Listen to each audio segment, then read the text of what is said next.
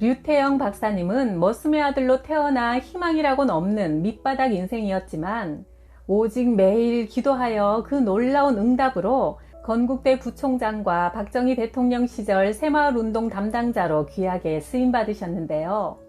그 멋진 기도 인생 전해드립니다. 중학교를 어렵게 마치고 서울에 온 나는 미군 부대 구두닦이로 일하며 계속 어렵게 고등학교에 다녔지만 앞날에 대한 두려움은 전혀 없었다.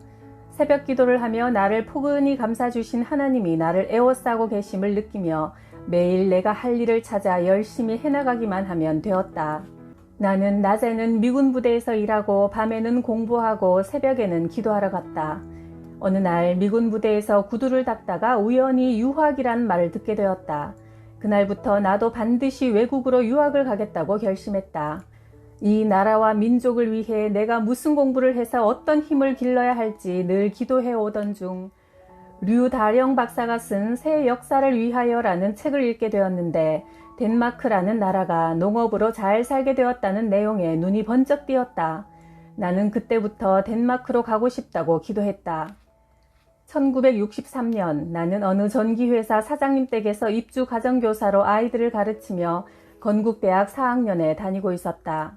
앞으로의 진로를 놓고 기도하던 중 하나님은 농업 선진복지국인 덴마크에 나의 형편과 우리나라의 농촌 문제에 대한 소견을 글로 써서 보내라는 지혜를 주셨다. 나는 자기소개서와 내 꿈을 편지 형식의 영어로 썼다. 그런데 문제는 도대체 누구에게 보내느냐였다. 아는 사람도 전혀 없고 어느 대학에서 어떻게 공부해야 할지도 막막했다. 그러다가 새벽 기도를 하던 중 하나님은 덴마크에서 가장 높은 사람에게 보내라는 응답을 주셨다. 도서관으로 달려가 대백과사전을 뒤져보니 덴마크 국왕은 프레데릭 9세였다. 나는 당장 편지 봉투에 프레데릭 9세 코펜하겐 덴마크라고 써보냈다. 답장이 올지 안 올지는 예측 불가였지만 나는 하나님이 시작하셨으니 그 결과도 하나님이 책임져 주시리라 믿었다. 한 달이 지나 편지 한 통이 날아왔다. 분명히 내 주소, 내 이름이 적혀 있었고 발신인은 덴마크 국왕 보좌관이었다. 편지 봉투 안에는 A4 용지 절반 정도 크기의 종이에 영어로 4줄 분량의 글이 답장으로 적혀 있었다. 국왕께서 귀하의 편지를 읽고 감동이 되어 당신의 뜻을 이루기 위해 행정부에 이첩을 했다는 간단한 내용이었다. 10일 후 또 한 통의 편지가 날아왔다. 덴마크 외무성 차관보가 서명한 편지로 내가 원하는 기간과 장소에서 원하는 분야의 공부를 할 수 있도록 정부가 책임지기로 했다는 놀라운 내용이 담겨 있었다. 정말 믿을 수 없는 일이었다. 우리나라 대통령에게도 편지 한번 써본 일이 없는 내가 외국의 왕에게 편지를 쓰고 그 편지에 답장을 받다니. 눈으로 덴마크 국왕의 편지를 보고 있어도 믿어지지가 않았다. 그러나 그것은 13년 동안 새벽마다 매일 기도한 후에 얻은 응답이었다. 나는 다시 덴마크로 답장을 보냈다. 덴마크 말을 전혀 모르니 어학과정부터 밟겠습니다. 그리고 어학 공부를 하는 동안 어느 대학 어느 과에서 얼마 동안 공부할지 정하겠습니다.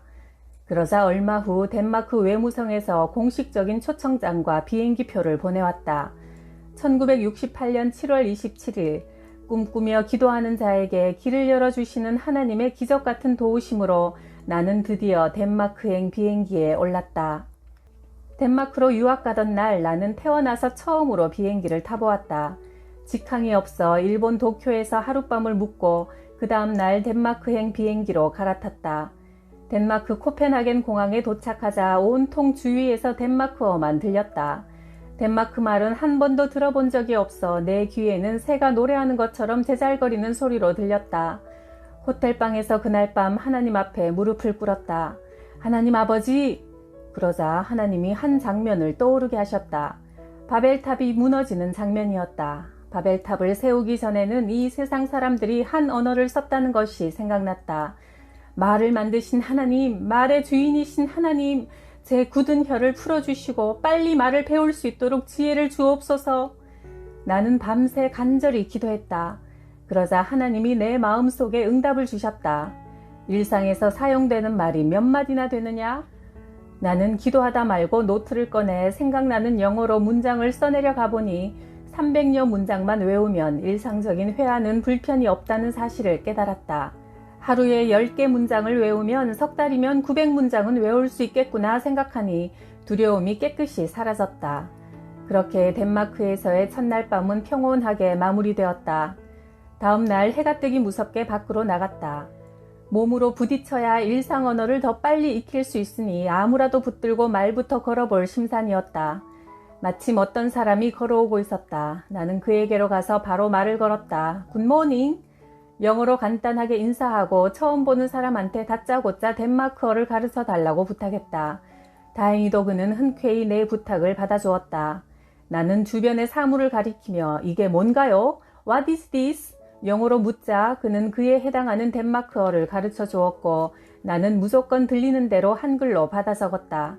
그렇게 한 사람에게 10마디 정도를 주고받기를 반복하자 열흘 동안 100마디를 외우게 되어 덴마크 학생들과 짧은 대화가 가능해졌다. 나는 한국에서 온 유태영인데 네 이름은 뭐니? 석 달 만에 일상회화를 하게 되었고 6달이 지나서는 대학에서 쓰는 전문 용어를 구사해 덴마크어로 공부할 수 있게 되었다. 그러자 덴마크의 각종 신문사와 잡지사에서 나를 인터뷰하러 왔다. 덴마크 외무성 초청으로 아시아의 한 학생이 유학을 왔다는 게 신기하고 궁금하여 그 사연을 듣고자 나를 찾아온 것이다. 이것을 계기로 나는 덴마크에서 꽤 알려진 유명인물이 되었다. 덴마크의 타마곱 고등학교에서도 나를 초청했다.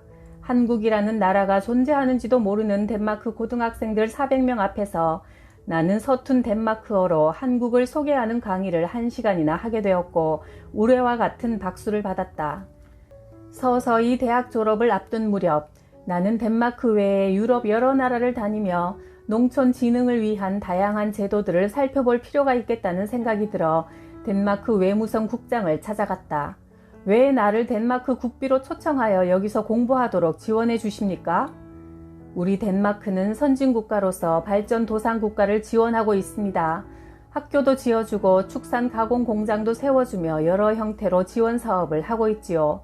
그 나라 젊은이들을 초청하여 교육시키는 사업도 그중 하나입니다. 그렇다면 제가 방학 기간에 유럽 여러 나라의 농촌을 방문하여 그 발전상을 연구하도록 보내주십시오. 나는 마침내 덴마크 정부에서 경비를 지원받아 유럽 여러 나라를 순회 방문할 수 있었다. 각국에 주재한 덴마크 대사관에서 외교관이 안내하여 한 달 동안 유럽 각국의 농촌 문화를 시찰할 수 있었다. 하나님은 덴마크로 데려다 주시더니 이제는 유럽 땅까지 밟게 해주셨다. 그러다가 이스라엘의 6.1 전쟁이 터지고 매스컴을 통해 이스라엘의 농촌 개발 모습이 소개되었다.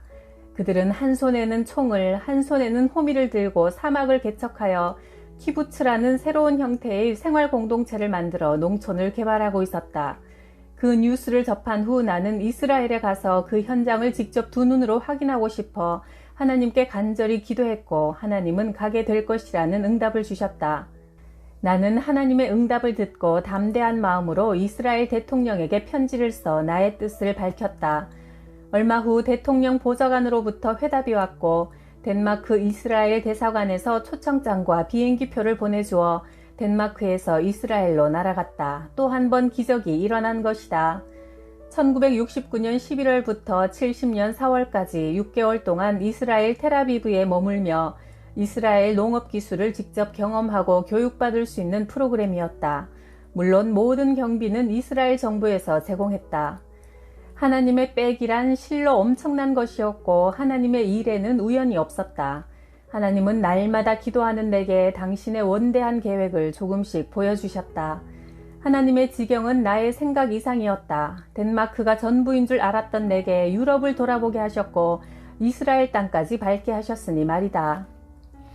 1973년 나는 이스라엘의 예루살렘 히브리 대학에서 외무성에서 주는 장학금으로 사회학 석박사 과정을 공부하여 학위를 취득했다. 하나님, 보통 8년 걸리는 박사학위 기간을 4년으로 끝내게 해주십시오. 하나님이 도우시면 기간이 단축될 줄 믿습니다. 이런 나의 무지막지한 기도까지 들어주셔서 4년 동안 과정을 다 끝내고 박사학위를 우등으로 취득하여 동양인으로 최초로 국립 벤구리온 대학의 교수로 초빙까지 받게 하셨다. 이것은 오로지 기도의 힘이다. 이런 놀라운 기도의 힘을 나는 많은 사람들에게 말해주지만 이것을 실천하는 사람은 100명 중에 2~3명 될까 말까다. 돈 있고 권력 있고 명예가 있는 사람들은 하나님과 점점 멀어지는 경우를 나는 많이 보았다. 자신에게 부족한 것이 많고 도움의 손길이 필요하면 열심히 기도하게 된다. 하지만 돈도 많고 힘도 있으면 기도에 전념하지 않고 기도를 통해 하나님이 나를 어떻게 놀랍게 돌보시는지 경험하지도 못한다. 어렵고 힘든 고난 속에서 신앙이 깊어진다는 진리를 나는 이스라엘에서도 뼈저리게 느꼈다. 나는 귀국하여 건국대학교 교수가 되었고 박정희 대통령에 의해 새마을운동 담당으로 일하게 되었다. 하나님은 나의 지경을 점점 넓혀주셔서 세계 여러 나라를 다니며 다양한 경험을 하게 되었다. 뉴욕, 워싱턴에서도 강의 초청을 받았고 영국 런던에서는 한인교회와 현지인교회에서 5번 강연했다. 강의 전날 저녁 기도를 하면서 하나님께 주제를 여쭈었다. 하나님, 제가 저들에게 무슨 제목으로 강의를 해야 합니까? 지혜를 주십시오. 입술이 마르도록 기도하고 또 기도하자 밤 11시쯤 응답되었다. 성령의 능력이라는 제목이 떠올랐다. 순간 전능하신 하나님의 능력에 대해 간증하면 되겠구나 생각했다. 나는 단상에 올라가 지금까지 내 삶을 놀랍게 인도하신 전능하신 하나님에 대해 설교하기 시작했다. 내게 능력 주시는 하나님 안에서 우리는 모든 것을 할 수 있습니다. 기도하여 응답받은 대로 믿고 행하는 자들에게는 엄청난 힘이 생깁니다. 그 힘은 핵분열할 때 일어나는 괴력 이상입니다. 우리가 낙심하여 패배자로 사는 것은 기도하여 하나님의 능력을 끌어다 쓰지 않기 때문입니다. 청중들의 반응은 대단했다. 특히 한 남자의 말이 아직도 기억난다. 내가 10년 전에 당신의 설교를 들었다면 내 삶은 달라졌을 것입니다. 나는 영국에 와서 공부하고 정착하는 동안 너무나 힘이 들어 언제나 불평을 입에 달고 살았지요. 나도 늘 기도하며 당신처럼 하나님을 바라보며 살았다면 더욱 자신감을 가지고 더 당당하게 놀라운 일들을 이루었을 텐데요. 너무나 안타까운 표정으로 말하는 그에게 나는 용기를 심어주었다. 지금도 늦지 않았어요. 오늘부터 기도를 시작하시면 됩니다. 그러면 하나님의 기적을 체험하고 삶이 변화되어 밝은 미래가 열리게 됩니다. 나의 강의 이후 그 교회에서는 기도의 불이 붙어 큰 부흥이 일어났다고 한다.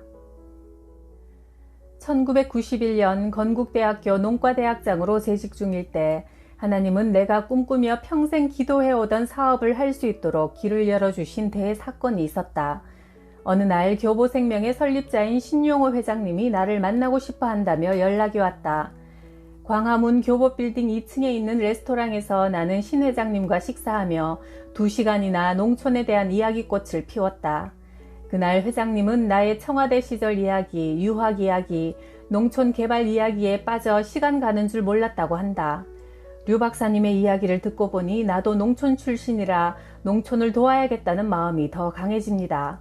사업하는 나 같은 사람이 농촌을 도울 수 있는 방법이 없을까요? 저는 재단을 만들어서 농촌 개발을 위한 다양한 계획들을 실천에 옮기고 싶은데 적어도 100억이 드는 큰 규모입니다. 아니, 100억이면 됩니까? 정말 100억이면 류 박사가 하고 싶어하는 농촌 살리기 사업을 할 수 있어요? 그 100억 당장 드리겠습니다. 나는 신용호 회장님이 쾌척하신 100억으로 대산농촌문화재단을 설립했다. 하나님이 개입하시면 역사는 단숨에 이루어진다. 평생에 걸쳐 오랫동안 준비하며 기도해온 일이기에 기회가 왔을 때 잡을 수 있어 더없이 감사했다. 회장님은 흐뭇한 미소를 지으며 도리어 나에게 고맙다고 인사했다. 류 박사님 덕분에 내가 친구들에게 얼마나 부러움을 사는지 모릅니다. 돈을 가치 있게 쓴다고 다들 난립니다. 1년 후 회장님은 다시 100억을 기증했다. 그 자원으로 대산문화재단을 설립하고 대산문학상을 지원했다. 2년 후 또다시 100억을 받아 교육재단을 설립했다. 이렇게 재단 사업을 추진하면서 나는 사명에 대해 다시금 생각해 보았다. 사명이라는 말을 한자로 풀어보면 불일사와 목숨명이다. 생명은 사명을 위해 있는 것이다. 이 세상에 태어날 때 하나님은 나에게 분명한 임무를 주셨고 그 임무를 성실히 수행하기를 기대하신다. 마음속에 무거운 근심이 있거나 시험을 당할 때, 뼈아픈 눈물을 흘릴 때와 쓰라린 마음으로 탄식할 때도 하나님은 우리와 함께 계셔서 언제나 우리를 생각하고 도와주신다.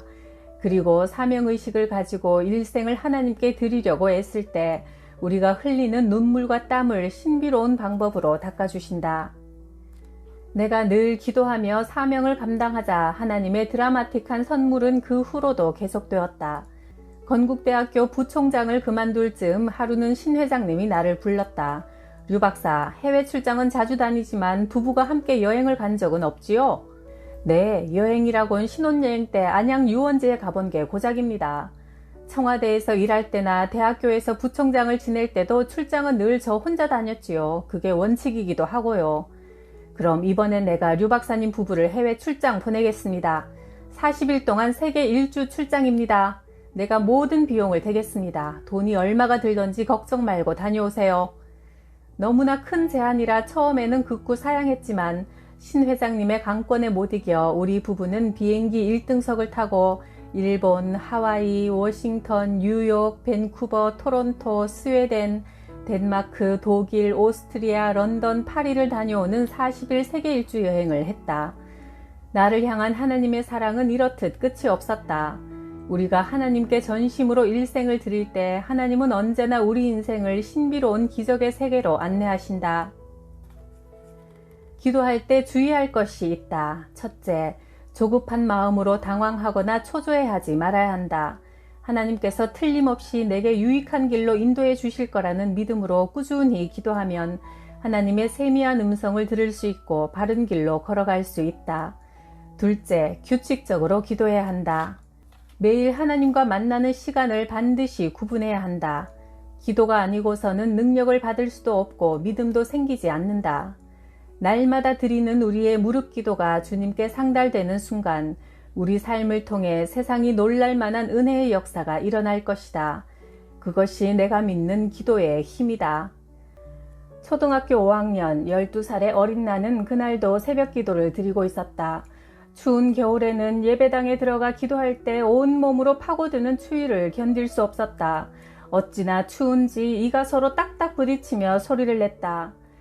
내복도 없이 솜 넣은 바지 저고리로 매서운 겨울바람을 맞으니 아무리 몸을 움츠려도 도무지 추위가 가시지 않았다. 그런데 어느 순간 온 몸이 따뜻해졌다. 누가 나한테 담요를 덮어준 건가? 나는 너무나 궁금하여 감은 눈을 뜨고 싶었지만 기도하러 와서 다른 데 눈 돌리면 안 된다는 생각에 다시 기도에 집중했다. 어쩌면 전도사님이 미국에서 구호물자로 받은 담요를 살짝 덮어주고 가신 건지도 모른다는 생각이 들었다. 얼마나 기도했을까? 기도를 마무리하고 눈을 떴는데 내 몸에 덮여 있어야 할 담요가 보이지 않았다.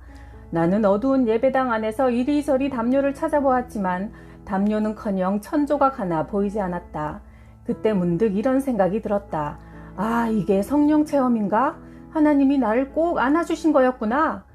성령님은 추위 속에서도 간절한 마음으로 두 눈 감고 기도하던 나를 따뜻하게 감싸주신 것이다. 그 이후 나는 이전과는 또 다른 하나님과의 친밀함을 느꼈다. 하나님 감사합니다. 추운 저를 꼭 안아주시는 살아계신 하나님 아버지 감사합니다. 추위에 떨며 기도하던 나를 사랑하셔서 안아주신 하나님은 하늘 위 저 멀리 높고 높은 우주에 계신 하나님이 아니라 내 곁에서 나의 기도를 들으시는 나의 하나님으로 다가오셨다. 그날 이후부터 새벽 기도는 더욱 뜨거워졌고 기도할 때마다 나를 사랑하시는 하나님은 하나님의 뜻에 합당한 기도는 반드시 응답해 주신다는 믿음을 굳게 키워나갔다. 다른 주일학교 아이들도 전도사님께 배운 대로 간절히 기도하며 진지한 마음으로 예배에 임하자 교회는 나날이 부흥했고 주일학교 아이들도 점점 늘어났다. 내가 어릴 때 다니던 깊은 산속에 세워진 작은 청운교회가 창립 60년 만에 27명의 목회자를 배출한 것은 기도의 힘이었다. 내 인생에서 기도를 뺀다면 쭉정이 인생, 껍데기 인생이다. 기도는 내가 살아계신 하나님과 연결된 유일한 생명줄이다. 나는 전라북도 임실 관촌면 청웅면에서 8남매 중 5째로 태어났는데 아버지는 남의 집 머슴이라 희망이라곤 전혀 없는 가난하고 고달픈 인생이었다. 나는 5살 때 처음으로 어머니 등에 업혀 교회에 갔다. 주일학교 전도사님이 말씀하셨다. 기도는 전지전능하신 하나님을 만나 내 마음과 소원을 이야기하는 거란다. 그 말을 듣자 나는 깜짝 놀랐다. 하나님이 하늘과 땅을 만드셨고 나도 만드셨다고 했는데 그 대단하신 하나님을 만나서 소원을 말할 수 있다니 가슴이 콩닥콩닥 뛰었다. 나는 전도사님이 가르쳐준 대로 기도하기 시작했다. 걸어가면서도 기도하고 누워서도 기도하면서 내 소원을 끊임없이 하나님께 말씀드렸다. 전도사님은 또 이런 말씀을 하셨다. 성경에 보면 내 집은 기도하는 집이라고 하나님께서 말씀하셨단다. 모든 기도가 다 중요하지만 가장 좋은 기도는 새벽에 교회에 나와서 하는 거란다. 나는 당장 다음 날부터 바로 새벽 기도를 시작했다. 아침잠이 많았지만 새벽이면 벌떡벌떡 일어나 교회로 달려가 기도했다. 나는 하나님께 아뢰고 싶은 간절한 소원이 많았다. 장관이나 대통령 면회도 하늘의 별 따기인데 하물며 전지전능하신 하나님을 만날 수 있는 일을 어찌 게을리할 수 있겠는가. 나는 새벽 기도에 나가 하나님께 내 소원을 조근조근 말씀드리는 일을 단 하루도 걸을 수 없었다. 안타깝게도 어린 시절 나의 영적 스승이었던 조요셉 전도사님은 6.25 전쟁 때 공산군의 인민재판을 통해 예수쟁이라는 죄명으로 처형되어 순교당하셨다. 하지만 그분이 내 마음속에 심어준 기도의 원칙은 지금도 내 기도 생활을 지탱하는 힘이 되고 있다. 주님, 제게 능력 주시는 주님이 계시기에 제가 모든 것을 할 수 있음을 믿습니다. 하나님의 말씀을 떠나지 않고 날마다 기도로 주님 앞에 나아가기를 원합니다. 제가 어느 자리에서 어떤 사명을 감당하며 살아야 할지 깨닫게 하옵소서. 제 앞에 놓인 높은 산들을 뛰어넘을 수 있는 지혜와 용기를 주시고 내 생이 다하는 날까지 주님과 동행하며 기도하며 주님을 드러내고 높이며 살게 해 주시옵소서. 예수님의 이름으로 기도합니다. 아멘.